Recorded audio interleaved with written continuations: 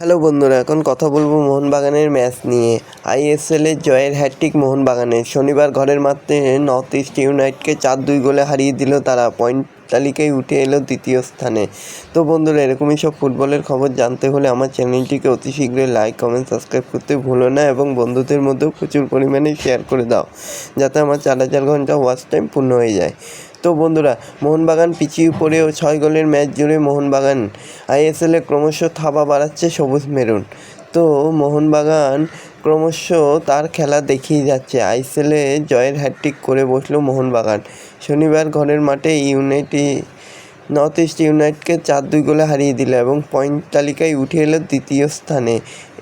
এবার শীর্ষস্থানে থাকার লড়াই এবার উড়িষ্যা এফসির ঘাড়ের কাছে নিঃশ্বাস ফেলতে শুরু করেছে তারা। শনিবার গোলে ফিরলেন লিস্টন কোলাসো, পাশাপাশি জেসন কামিন্স, দিমিত্রি পেতাদোস ও সাহাল সামাদ গোল করলেন।